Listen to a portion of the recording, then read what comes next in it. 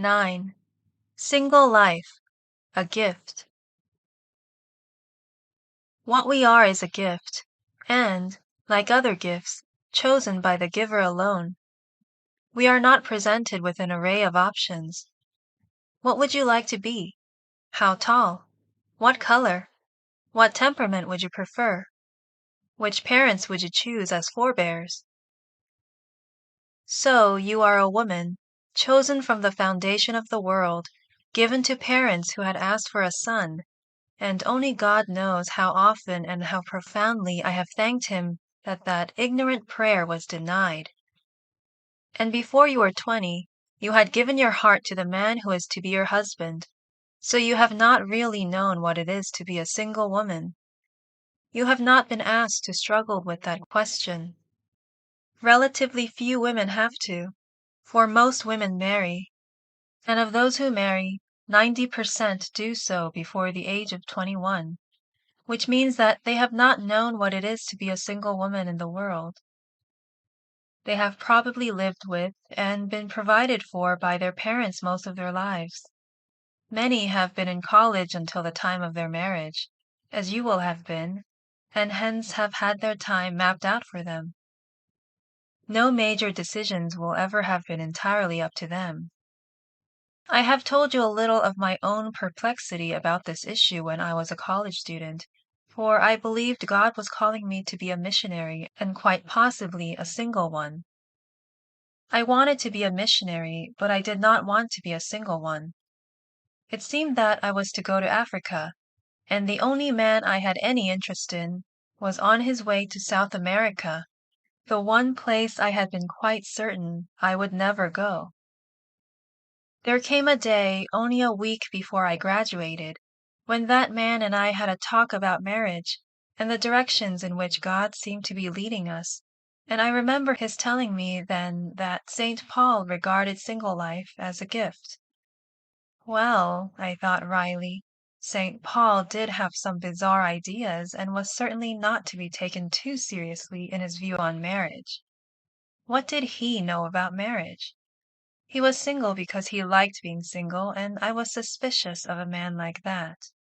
It has since occurred to me that we have no evidence that Paul had never been married.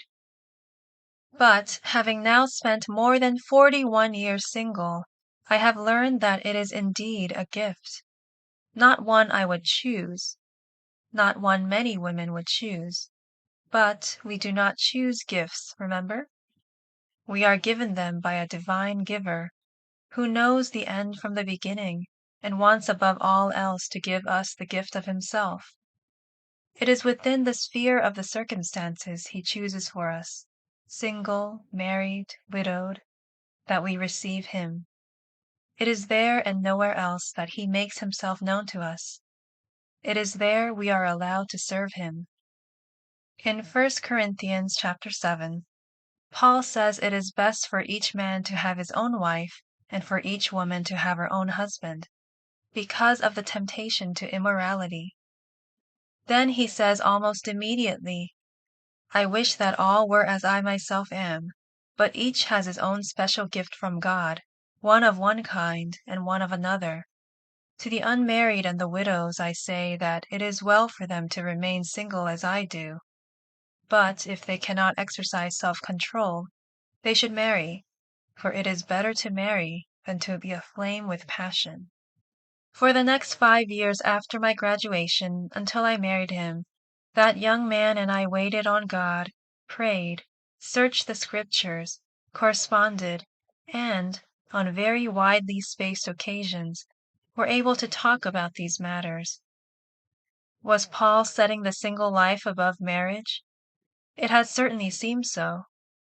He spoke of the weakness which could not resist temptation, and of the hindrances to service for God, which marriage would inevitably bring. He reminded the Corinthians of the impending distress, which would make it unwise for a person to seek to change his marital status in any way. He said that the man who marries his betrothed does well, but the man who refrains from marriage does better.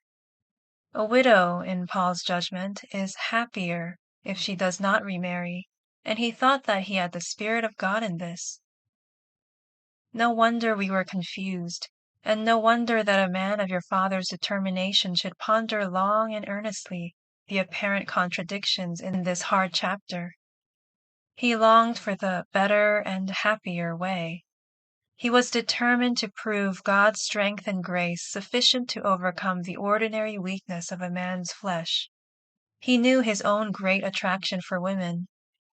He was determined also to serve the Lord without entanglements. But the time came when marriage was for him a clear command, and he knew then that it was a gift given by the same giver who gives to some the special gift of being single. Let everyone lead the life which the Lord has assigned to him, Paul wrote. To a young man who was vacillating on the question of marriage, Martin Luther wrote, "Chastity is not in our power as little as are God's other wonders and graces, but we are all made for marriage as our bodies show, and as the scriptures state in Genesis chapter 1, it is not good that man should be alone. I will make him a helpmeet for him." I fancy that human fear and timidity stand in your way. It is said that it takes a bold man to venture to take a wife. What you need above all else, then, is to be encouraged, admonished, urged, incited, and made bold. Why should you delay, my dear and reverend sir, and continue to weigh the matter in your mind? It must, it should, and will happen in any case. Stop thinking about it and go to it right merrily. Your body demands it, God wills it, and drives you to it. There is nothing that you can do about it. It is best to comply with all our senses as soon as possible and give ourselves to God's word and work in whatever He wishes us to do. Let us not try to fly higher and be better than Abraham, David, Isaiah, Peter, Paul, and all the patriarchs, prophets, and apostles, as well as many holy martyrs and bishops, all of whom knew that they were created by God as men, were not ashamed to be and be thought men, conducted themselves accordingly, and did not remain alone. Whoever is ashamed of marriage is also ashamed of being a man or being thought a man, or else he thinks that he can make himself better than God made him.